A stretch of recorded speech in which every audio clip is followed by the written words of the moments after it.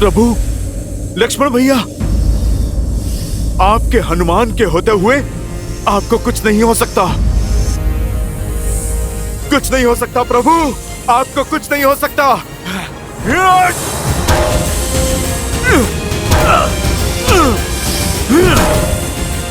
आपको कुछ नहीं हो सकता प्रभु।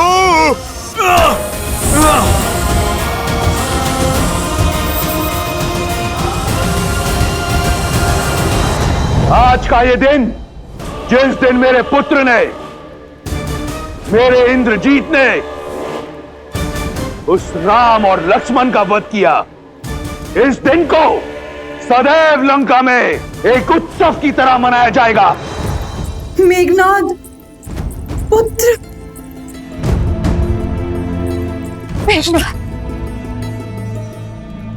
देखो, देखो अपने पुत्र को। उसने लंका पर और अपने पिता के नाम पर लगा कलंक मिटा दिया। शीघ्र अति शीघ्र राजवैद्य को बुलाओ। नहीं नहीं, अपने वीर पुत्र का उपचार रावण स्वयं करेगा।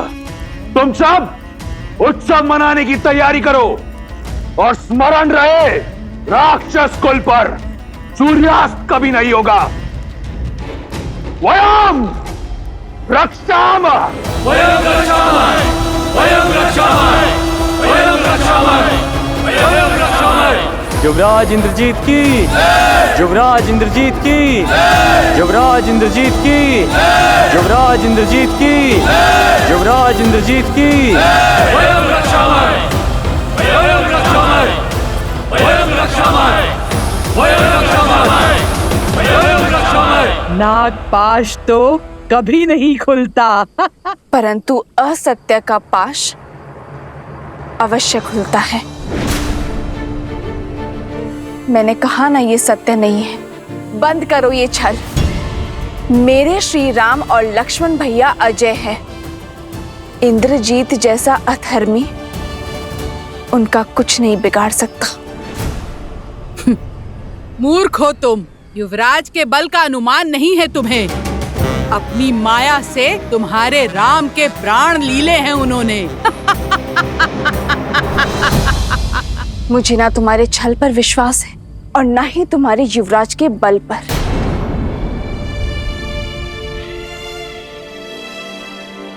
मुझे विश्वास है तो केवल अपने श्री राम के सामर्थ्य पर। मैं श्वास ले रही हूं, अर्थात श्री राम की श्वास चल रही है। मैं जीवित हूं, अर्थात मेरे श्री राम इस संसार में है। मेरे श्री राम अवश्य आएंगे, करेंगे फिर से अधर्म पर प्रहार। मेरे स्वामी की विजय निश्चित है। वयं रक्षामः, वयं रक्षामः, वयं रक्षामः, वयं रक्षामः, वयं रक्षामः, वयं रक्षामः, वयं रक्षामः, वयं रक्षामः। ये विजय का नाद है। लंका पर सत्य का अंत हो गया है। पियो पियो पियो मित्रों, उत्सव मनाओ। वयं रक्षामः।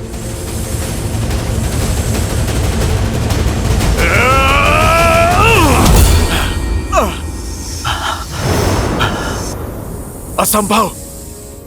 कोई नागपाश इतना शक्तिशाली कैसे हो सकता है?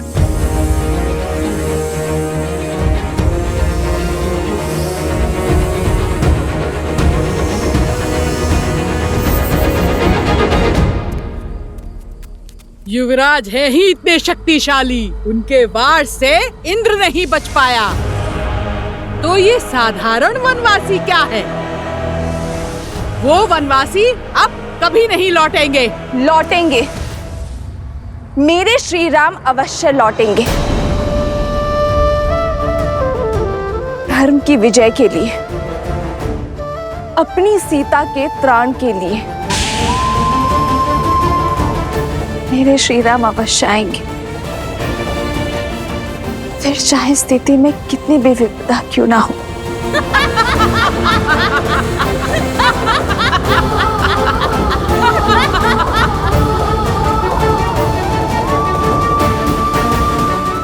गौरी माँ, मेरे श्री राम पर दया दृष्टि बनाए रखना।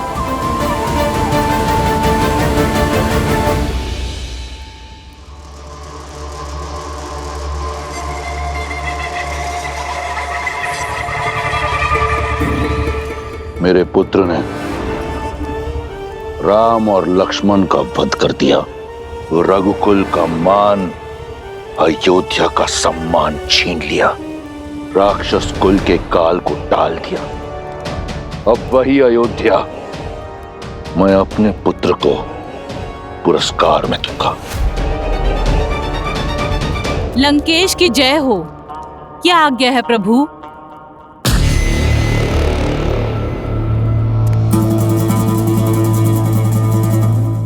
मुझे स्मरण है कि तुम सीता की मित्र हो। यही कारण है कि मैं चाहता हूं कि तुम जाओ और उसे बताओ कि वो अपने दो वनवासी राम और लक्ष्मण का शव देखने को सज हो जाए। उसे पुष्पक में लेकर जाओ और सत्य से परिचित कराओ और समझाओ कि अब रावण के अतिरिक्त कोई मार्ग उसके समक्ष रह नहीं गया। स्वयं अपने हाथों से अपने माथे पर लगे सौभाग्य का चिन्ह पोंछ दे और रावण को अपना ले। जाओ।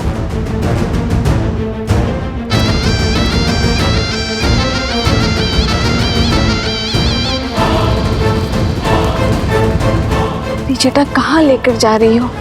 उत्तर दो। तुम सब जाओ, यहां से आगे मैं ले जाऊंगी इसे।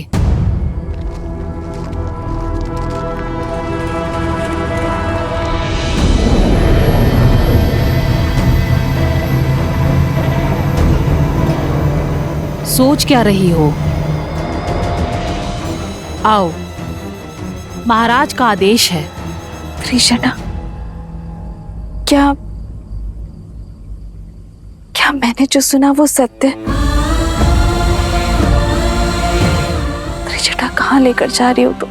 निश्चिंत रहो सीता, महाराज का आदेश पूरा करना मेरा कर्तव्य है, किंतु मैं तुम्हारे ही साथ हूं।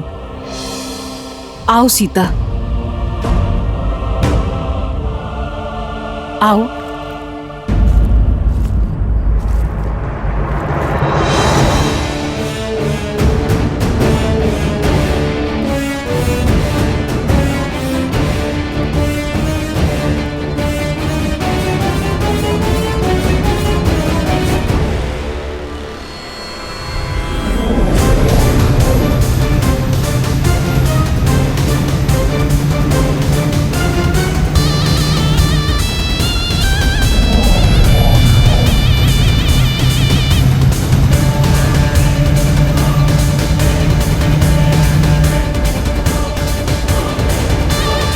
अंततः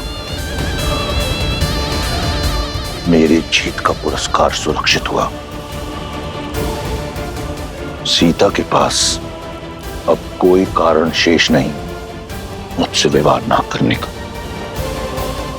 सीता को मेरी होने से अब कोई रोक नहीं सकता। तुम विश्राम करो पुत्र, तुम्हारा शौर्य इस संसार को स्मरण रहेगा और तुम्हारे साहस का सम्मान रावण करेगा। यहां सीता मेरी होगी और वहां अयोध्या का राज्य तुम्हारा।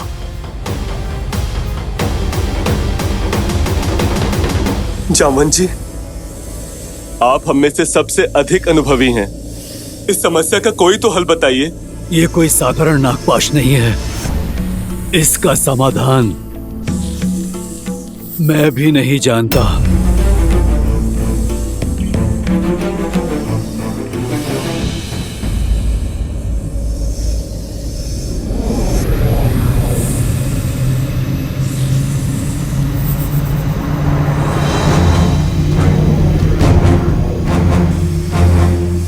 पुष्पक विमान, पर इसमें रावण नहीं है। भगवा पहने को स्त्री है।